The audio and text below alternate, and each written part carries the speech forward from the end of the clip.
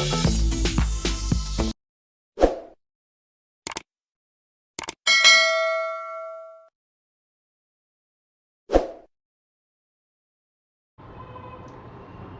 Hi hello guys, welcome back to our YouTube channel. So ಎಲ್ಲರೂ ಹೇಗಿದ್ದೀರಾ? I hope ನೀವೆಲ್ಲರೂ ಚೆನ್ನಾಗಿದ್ದೀರಾ ಅಂತ ಅಂದ್ಕೊತ ಇವತ್ತಿನ ವ್ಲಾಗ್ನ ಸ್ಟಾರ್ಟ್ ಮಾಡ್ತಾಯಿದ್ದೀನಿ. ಸೊ ಇವತ್ತಿನ ವ್ಲಾಗ್ನ ನಾನು 9 o'clock ಸ್ಟಾರ್ಟ್ ಮಾಡ್ತಾಯಿದ್ದೀನಿ. ಸೊ ಬಿಕಾಸ್ ಇವತ್ತು ಫ್ರೈಡೇ ಆಗಿರೋದ್ರಿಂದ ಸ್ವಲ್ಪ ಕೆಲಸ ಜಾಸ್ತಿ ಇರುತ್ತೆ. ಹಾಗಾಗಿ ಸ್ವಲ್ಪ ಮನೆ ಒರೆಸಿದ್ದೆಲ್ಲ ಆಯಿತು, ಎಲ್ಲ ಕ್ಲೀನ್ ಮಾಡ್ಕೊಂಬಂದಿದ್ದಾಯಿತು. ಇನ್ನೇನಿದ್ರು ಫ್ರೆಶ್ ಅಪ್ ಆಗಿ ಪೂಜೆ ಮಾಡಬೇಕು. ಅದಕ್ಕಿಂತ ಮುಂಚೆ ತಿಂಡಿ ಮಾಡಬೇಕು. ಇವತ್ತು ಏನಕ್ಕೆ ತಿಂಡಿ ಲೇಟಾಗಿ ಮಾಡ್ತಾಯಿದ್ದೀನಿ ಅಂತಂದರೆ, ಪುನರ್ವಿಗೆ ಸ್ಕೂಲ್ ಡೇ ಪ್ರಾಕ್ಟೀಸ್ ಇರೋದ್ರಿಂದ ಮೇನ್ ರಿಹರ್ಸಲ್ ಬಂದು ಸ್ಟೇಜ್ ಮೇಲೆ ರಿಹರ್ಸಲ್ ಇರುತ್ತಂತೆ. ಸೊ ಹಾಗಾಗಿ ಇವತ್ತು ಅವ್ರಿಗೆ ಸ್ಕೂಲು 11 o'clock ಸ್ಟಾರ್ಟ್ ಆಗುತ್ತೆ. ಹಾಗಾಗಿ ಇವತ್ತು ಸ್ವಲ್ಪ ತಿಂಡಿ ಡಿಲೇ ಆಗಿದೆ. ಇಲ್ಲ ಅಂತಂದರೆ ಮಾಮೂಲಿಯಾಗಿ ನಮ್ಮನೆ ತಿಂಡಿ ಯಾವಾಗಲೂ 8:30 ಒಳಗಡೆ ಟಿಫನ್ನ ಫಿನಿಷ್ ಮಾಡಿಬಿಡ್ತಾಯಿದ್ದೆ. ಟಿಫನ್ ಮಾಡಿ ಫಿನಿಷ್ ಮಾಡ್ತಾಯಿದ್ದೆ, ಬಟ್ ಆಗಿಲ್ಲ. ಸೊ ಅದಕ್ಕೆ ಇವತ್ತು ನಾನು ತಿಂಡಿಗೆ ಚಪಾತಿ ಮತ್ತು ಹೀರೆಕಾಯಿ ಇತ್ತು. ಹಾಗಾಗಿ ಹೀರೆಕಾಯಿ ಪಲ್ಯದ ಜೊತೆಗೆ ಚಪಾತಿ ಮಾಡ್ತಾಯಿದ್ದೀನಿ. ಬಿಕಾಸ್ ಅವಳಿಗೂ ಲಂಚ್ ಬಾಕ್ಸ್, ಅವಳು ವಾಪಸ್ ಬರೋದಿಲ್ಲ 6 o'clock ಆಗಿಬಿಡುತ್ತೆ. ಸೊ ಅವಳಿಗೂ ಲಂಚ್ ಬಾಕ್ಸು ಸ್ವಲ್ಪ ಜಾಸ್ತಿ ಕೊಟ್ಟು ಕಳಿಸಿ ಅಂತ ಹೇಳಿದ್ದಾರೆ. ಹಾಗಾಗಿ ಚಪಾತಿ ಮಾಡೋಣ ಅಂತ ಅಂದ್ಕೊಂಡಿದ್ದೀನಿ. ರೈಸೆಲ್ಲ ಆದರೆ ಅವಳು ತಿನ್ನಲ್ಲ. ಸೊ ಚಪಾತಿ ಆದರೆ ಇಷ್ಟಪಟ್ಟು ತಿಂತಾಳೆ ಅವಳು. ಸೊ ಹಾಗಾಗಿ ಅವಳ ಫೇವ್ರೆಟ್ ಕೂಡ ಹೌದು. ಚಪಾತಿ ಮಾಡ್ತಾಯಿದ್ದೀನಿ.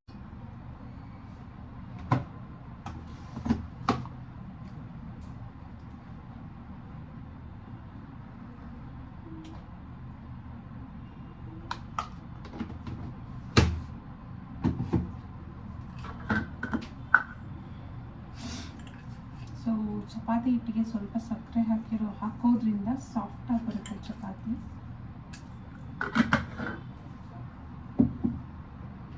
ಒಮ್ಮೆ ಟ್ರೈ ಮಾಡಿ ನೋಡಿ ಬೇಕಿದ್ರೆ.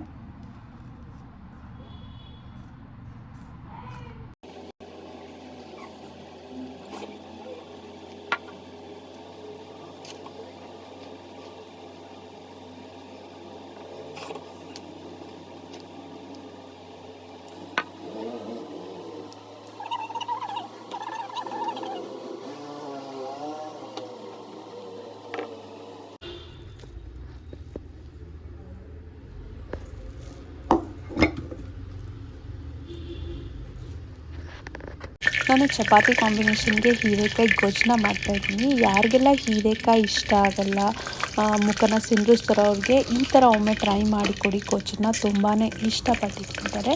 ಇಲ್ಲಿ ಒಗ್ಗರಣೆಗೆ ನಾನು ಸಾಸಿವೆ, ಕಡಲೆಬೇಳೆ ಮತ್ತು ಕರಿಬೇವಿನ ಸೊಪ್ಪು, ಈರುಳ್ಳಿ ಹಾಕಿ ನಾನು ಅದು ಒಗ್ಗರಣೆಗೆ ಹಾಕ್ಕೊಂಡಿದ್ದೀನಿ. ಸೊ ಇದಾದಮೇಲೆ ನಿಮಗೆ ಇಷ್ಟ ಆದರೆ ನೀವು ಟೊಮೆಟೊನ ಆ್ಯಡ್ ಮಾಡ್ಕೋಬೋದು. ನಾನು ಟೊಮೆಟೊನ ಸೇರಿಸ್ಕೊಂಡಿದ್ದೀನಿ. ಅದಾದಮೇಲೆ ಮೀಡಿಯಮ್ ಸೈಜಲ್ಲಿ ಹಚ್ಚಿಟ್ಕೊಂಡಿರುವಂತಹ ಹೀರೆಕಾಯಿನ ಒಗ್ಗರಣೆಗೆ ಸೇರಿಸ್ತಾ ಇದ್ದೀನಿ. ಸೊ ಒಗ್ಗರಣೆಲೆ ಸ್ವಲ್ಪ ಚೆನ್ನಾಗಿ ಫ್ರೈ ಮಾಡಬೇಕು. ಹೀರೆಕಾಯಿ ನೀವು ಕುಕ್ಕರಲ್ಲಿ ಮಾಡಿಲ್ಲ ಅಂದರೂ ಪಾತ್ರೆಯಲ್ಲಿ ಮಾಡಿದ್ರೆ ಇನ್ನೂ ತುಂಬಾ ಟೇಸ್ಟ್ ಬರುತ್ತೆ. ಬಟ್ ಕುಕ್ಕರಲ್ಲಿ ಮಾಡಿದ್ರೆ ಬೇಗ ಆಗುತ್ತೆ ಅಂತ ಇದು ಕುಕ್ಕರ್ನ ಯೂಸ್ ಮಾಡ್ತೀವಿ. ಬಟ್ ಹೀರೆಕಾಯಿನ ಪಾತ್ರೆಯಲ್ಲಿ ಮಾಡ್ಬೋದು, ಬೇಗ ಬೇಯುತ್ತೆ. ಸೊ ನೀವು ನೋಡ್ಬೋದು ಇಲ್ಲಿ ನಾನು ಖಾರದ ಪುಡಿನ ಸೇರಿಸ್ತಾ ಇದ್ದೀನಿ. ಇದು ಬಂದು ನಾನು ಮನೇಲೇ ಮಾಡ್ಕೊಂಡಿರುವಂಥ ಸಾಂಬಾರು ಪೌಡ್ರು. ನಾನು ಆಲ್ರೆಡಿ ಟೊಮೆಟೊ ಕೂಡ ಆ್ಯಡ್ ಮಾಡ್ಕೊಂಡಿದ್ದೀನಿ. ಸೊ ಇದನ್ನು ಚೆನ್ನಾಗಿ ಒಂದು ಹದವಾಗಿ ಎಲ್ಲ ಮಿಕ್ಸ್ ಮಾಡ್ಕೊಂಡಿದ್ದಾದಮೇಲೆ ನಿಮ್ಮ ರುಚಿ ಅಂದರೆ ನಿಮಗೆ ಎಷ್ಟು ಕನ್ಸಿಸ್ಟೆನ್ಸಿ ಬೇಕೋ ಅಷ್ಟು ನೀರನ್ನ ಹಾಕ್ಕೋಬೋದು. ಅದಾದಮೇಲೆ ನಾನು ಇಲ್ಲಿ ಮಸಾಲೆಗೆ ಅಂತ ಅಂದ್ಬಿಟ್ಟು ಕಾಯಿ, ಕಡಲೆ, ಎಳ್ಳು, ಸ್ವಲ್ಪ ಗಸಗಸೆನ ರುಬ್ಕೊಂಡಿದ್ದೀನಿ ಅಷ್ಟೇ. ಸೊ ಇಷ್ಟನ್ನು ಹಾಕಿ ಸೊ ಮಸಾಲೆನ ಸೇರಿಸ್ಕೊಂಡ್ರೆ ಹೀರೆಕಾಯಿ ಪಲ್ಯ ಅಥವಾ ಗೊಜ್ಜು ಏನಂತೀವಿ ಅದು ರೆಡಿ ಆಗುತ್ತೆ. ಚಪಾತಿಗೆ ಸೂಪರ್ ಕಾಂಬಿನೇಷನ್ ಅಂತಲೇ ಹೇಳ್ಬೋದು. ನಮ್ಮಮ್ಮ ಚಪಾತಿ ಬರ್ತಿದ್ದಾರೆ. ಸೊ ಹೆಂಗಿರುತ್ತೆ ಅಂತ ನೋಡೋಣ ಬನ್ನಿ. ಒಂದು ವಿಡಿಯೋದಲ್ಲಿ ಕಮೆಂಟ್ ಮಾಡಿ, ದಯವಿಟ್ಟು ಫುಲ್ ನೋಡೋದನ್ನು ಮರೆಯಬೇಡಿ.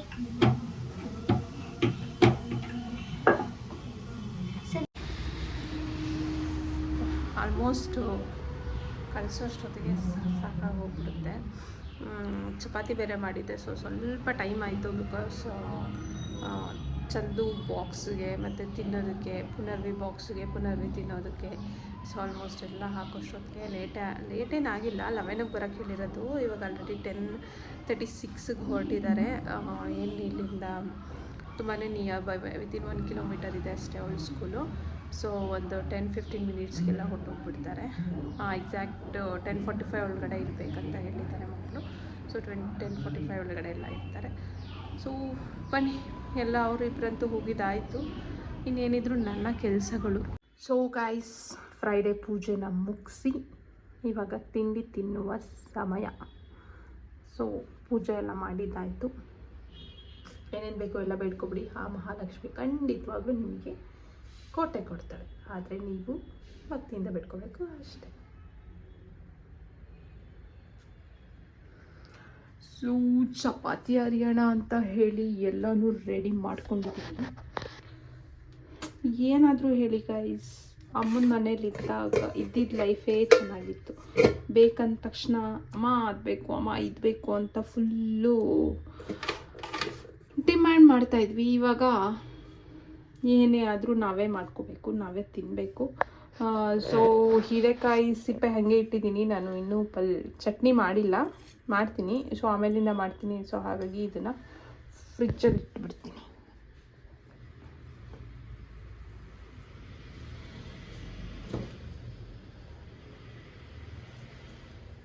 ಫ್ರಿಜ್ ಒಳಗಡೆ ಇಟ್ಟಿರ್ತೀನಿ. ಸೊ ಚಪಾತಿ ಹಿಟ್ಟು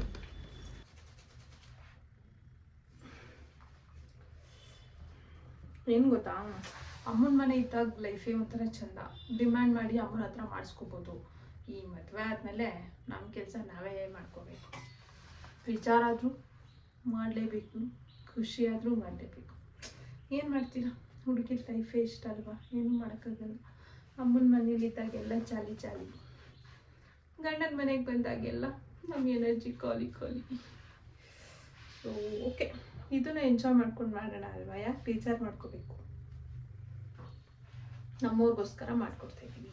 ಅಮ್ಮನೂ ಹೆಂಗೆ ಅವ್ರ ಅಮ್ಮನ ಮನೆಯಿಂದ ಬಂದು ನಮಗೋಸ್ಕರ ಮಾಡಿಕೊಟ್ರು, ನಾವು ನನ್ನ ಮಗಳಿಗೋಸ್ಕರ, ನಮ್ಮ ಮಕ್ಳಿಗೋಸ್ಕರ ಮಾಡಿಕೊಡೋಣ ಅಲ್ವಾ. ಸೊ ನಮ್ಮ ಒಬ್ಬಳೇ ಮಗಳಿರೋದು, ಮಕ್ಳು ಅಂತ ಹೇಳ್ತಿದ್ದೀನಿ. Just correction.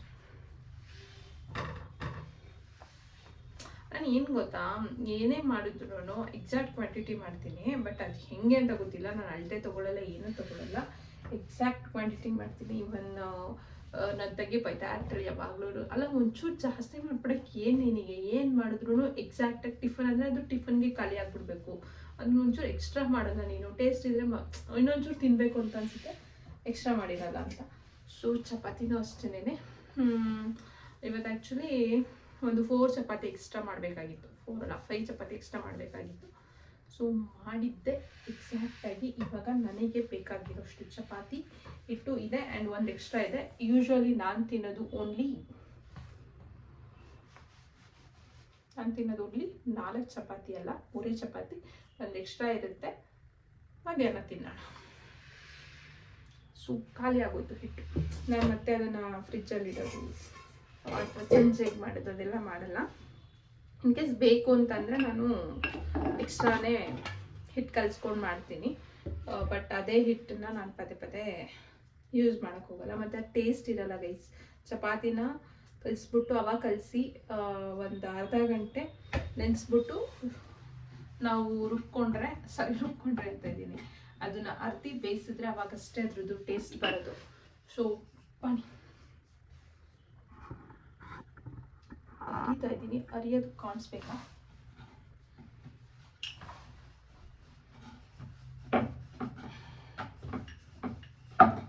ಹಂಗೆ ಚಪಾತಿ ನೆನೆಸ್ಕೊಂಡಾಗೆಲ್ಲ ಏನು ಗೈಸ್ಕೊತ ನೆನಪಾಗೋದು, ಹಾಸ್ಟೆಲ್ ನೆನಪಾಗುತ್ತೆ ನನಗೆ. ನಮ್ಮ ಹಾಸ್ಟೆಲಲ್ಲಿ ಚಪಾತಿನ ಯಾವಾಗಲೂ ಸಂಡೇಸ್ ಮಾತ್ರ ಮಾಡ್ತಾಯಿದ್ರು. ಅಂದರೆ ಸಂಡೇಸ್ ತುಂಬ ಮಕ್ಳು ಇರ್ತಾ ಇರಲಿಲ್ಲ, ಹಾಗಾಗಿ ಇರೋ ಮಕ್ಳಿಗೆ ಮಾತ್ರ ಮಾಡ್ತಾಯಿದ್ರು. ಅಲ್ಲಿ ಇನ್ನೊಂದೇನು ಟ್ವಿಸ್ಟ್ ಇತ್ತು ಅಂತಂದರೆ, ಇವಾಗ ನನಗೆ ಚಪಾತಿ ಬೇಕು ಅಂದರೆ ನಾನು ಹೋಗಿ ನನ್ನ ಚಪಾತಿನ ಹರ್ಕೊಬೇಕು. ಯಾಕಂದರೆ ಪಾಪ ತುಂಬ ಮಕ್ಳು ಇರ್ತಾರೆ, ಅವ್ರಿಗೂ ಚಪಾತಿ ಮಾಡೋಕ್ಕೆ ಸ್ವಲ್ಪ ಕಷ್ಟ ಆಗುತ್ತಲ್ವ, ಒಂಥರ ಹೆಲ್ಪ್ ಆದಂಗೂ ಆಗುತ್ತೆ. ಹತ್ತಿಲ್ಲ ಅಂದರೂ ಕೊಡ್ತಾಯಿದ್ರು, ಬಟ್ ಬಂದು ಸ್ಟ್ರಿಕ್ಟಾಗಿ ಹೇಳೋರು ಎಲ್ಲರೂ ಬರಬೇಕು ಅಂತ ಅಂದ್ಬಿಟ್ಟು. ಸೊ ಚಪಾತಿ ಅಂದ್ಬಿಟ್ಟು ನಾವು ಒಂದು 7 ಗಂಟೆ 7:30ಗೆ ಎದ್ದೋಗಿ ಬಿಟ್ಟು ಚಪಾತಿ ಎಲ್ಲ, ನನಗೆ ಆ್ಯಕ್ಚುಲಿ ನಿಜವಾಗ್ಲೂ ಚಪಾತಿ ಅರಿಯೋಕ್ಕೆ ಬರ್ತಾ ಇರಲಿಲ್ಲ ಗೈಸ್. ಡಿಫ್ರೆಂಟ್ ಶೇಪಲ್ಲೆಲ್ಲ ಅರಿತದೆ, ಅಲ್ಲೆಲ್ಲ ಬಿದ್ದು ನಗಡೋರು. ಏನೇ ಒಂದು ಚಪಾತಿ ಅರಿಯೋಕ್ಕೆ ಬರಲ್ಲ ನನಗೆ ಅಂತ ಅಂದ್ಬಿಟ್ಟು ನಾನು ಚಪಾತಿ ನೀಟಾಗಿ ಅರಿಯೋದು ಕಲ್ತಿದ್ದು ಮದುವೆ ಆದಮೇಲೆ. ನೀಟಾಗಿ ಒಂದೇ ಶೇಪಿಗೆ ಸರ್ಕಲ್ ಶೇಪಿಗೆ ಬರೋ ಥರ ನೋಡಿ, ಸರ್ಕಲ್ ಶೇಪಿಗೆ ಬರೋ ಥರ ಅರಿಯೋದನ್ನು ಕಲ್ತಿದ್ದು ನನ್ನ ಮದುವೆ ಆದಮೇಲೆ. ಅದು ಒಂದೇ ಅಂತಲ್ಲ, ಆಲ್ಮೋಸ್ಟ್ ಎಲ್ಲ ಅಡುಗೆನೂ ಕೂಡ ನಾನು ಮದುವೆ ಆದಮೇಲೆ ಕಲೀಲೇಬೇಕು, ಅನಿವಾರ್ಯತೆ, ಇಲ್ಲಾಂದ್ರೆ ಉಪವಾಸ ಮಲ್ಕೊಳಕ್ಕಾಗುತ್ತಾ.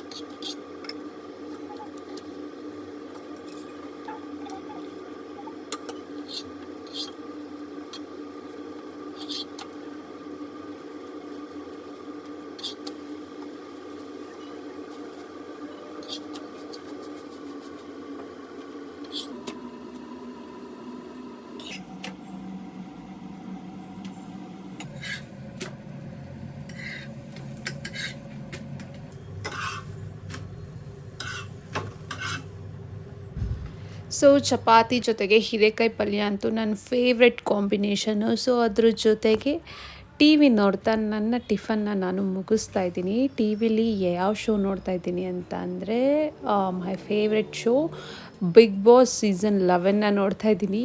ಸೊ ನಿಮ್ಮ ಫೇವ್ರೆಟ್ ಕಂಟೆಸ್ಟೆಂಟ್ ಯಾರು ಅಂತ ಹೇಳಿ ಕಮೆಂಟ್ ಮಾಡಿ. ಸೊ ನನ್ನ ಫೇವ್ರೆಟ್ ಕಂಟೆಸ್ಟೆಂಟ್ ಯಾರು ಅಂತ ಅಂದ್ಬಿಟ್ಟು ನನ್ನ ನೆಕ್ಸ್ಟ್ ವ್ಲಾಗಲ್ಲಿ ನಾನು ಹೇಳ್ತೀನಿ. ಬಟ್ ನಮ್ಮ ಹನುಮಂತು ಬಂದಮೇಲಂತೂ ನಿಜವಾಗ್ಲೂ ಬಿಗ್ ಬಾಸ್ ನೋಡೋಕ್ಕೆ ಖುಷಿಯಾಗುತ್ತೆ. ಇವಾಗ ಮುಂಚೆ ಅಂತೂ ಬರೀ ಕಿತ್ತಾಡೋದೇ ಆಗ್ತಾಯಿತ್ತು. ಬಟ್ ನಮ್ಮ ಹನುಮಂತು ಬಂದಮೇಲಂತೂ ಸೂಪರ್ ಅಂತಲೇ ಹೇಳೋಕ್ಕೆ ಇಷ್ಟಪಡ್ತೀನಿ. ನಂದು ತಿಂಡಿ ಆದಮೇಲೆ ಯಾವಾಗ್ಲೂ ಟೀ ಕುಡ್ದೆ ಅಭ್ಯಾಸ. ಸೊ ಟೀಗೆ ನಾನು ಏಲಕ್ಕಿ ಮತ್ತು ಶುಂಠಿ ಇಲ್ದಿರ ಟೀ ಕುಡಿಯೋದೇ ಇಲ್ಲ. ಸೊ ಐ ಹೋಪ್ ಈ ವಿಡಿಯೋ ನಿಮ್ಗೆಲ್ಲರಿಗೂ ಇಷ್ಟ ಆಯಿತು ಅಂತ ಅಂದ್ಕೊತ ನನ್ನ ವಿಡಿಯೋನ ನಾನು ಇಲ್ಲಿಗೆ ಎಂಡ್ ಮಾಡ್ತಾಯಿದ್ದೀನಿ. ಇದು ಮಾರ್ನಿಂಗ್ ಟು ನನ್ನ ಮಗಳನ್ನ ಸ್ಕೂಲಿಗೆ ಕಳಿಸಾದ್ಮೇಲೆ ನನ್ನ ಕೆಲಸ ಏನಿರುತ್ತೆ ಅಂದರೆ ತಿಂಡಿ ಪೂಜೆ ಮುಗಿಸಿ ತಿಂಡಿ ತಿನ್ನೋವರೆಗೆ ಮಾಡಿರೋಂಥ ವಿಡಿಯೋ ಆಗಿರುತ್ತೆ. ಐ ಹೋಪ್ ಎಂಜಾಯ್ ಮಾಡಿದ್ದಾರೆ ಅಂದ್ಕೊಂಡಿದ್ದೀನಿ. ಶುಂಠಿ ಜೊತೆ ಏಲಕ್ಕಿ ಹಾಕ್ಕೊಂಡು ಟೀಗೆ ಕುಡಿತಾ ಇದ್ದರೆ ನಿಜವಾಗ್ಲೂ ಸಕ್ಕತ್ತಾಗಿರುತ್ತೆ ಟೀ. ತಿಂಡಿ ಆದಮೇಲೆ ಟೀ ಕುಡಿದ್ರೇ ನನಗಂತೂ ಸ್ಯಾಟಿಸ್ಫ್ಯಾಕ್ಷನ್. ನಿಮಗೂ ಹಾಗೆ ಅನಿಸುತ್ತಾ? ಅಥವಾ ನೀವು ಅಂದರೆ ಅಡಿಕ್ಷನ್ ಅಂತ ಏನಿಲ್ಲ, ಬಟ್ ತಿಂಡಿ ಆದ ತಕ್ಷಣ ಒಂದೇ ಸತಿ ನಾನು ಟೀ ಕುಡಿಯೋದು. ಸೊ ತಿಂಡಿ ಆದ ತಕ್ಷಣ ಟೀ ಕುಡಿಲೇಬೇಕು, ಇಲ್ಲ ಅಂತಂದರೆ ಏನೋ ಒಂಥರ ಫೀಲ್ ಆಗ್ತಾ ಇರುತ್ತೆ, ಕುಡ್ದಿಲ್ಲ ಅಂತ ಹೇಳಿಬಿಟ್ಟು. ಸೊ ಮಿಸ್ ಅಂತೂ ಮಾಡೋಕ್ಕೆ ಹೋಗೋದೇ ಇಲ್ಲ. ಏನಾದರೂ ಟ್ರಿಪ್ ಹೋದಾಗ ಅಥವಾ ಫಂಕ್ಷನ್ಸ್ ಅಲ್ಲಿ ಇಲ್ಲಿ ಹೋದಾಗ ಮಿಸ್ ಆಗುತ್ತೆ. ಅದರ್ವೈಸ್ ಮನೇಲಿದ್ರಂತೂ ಮಿಸ್ ಮಾಡೋದೇ ಇಲ್ಲ.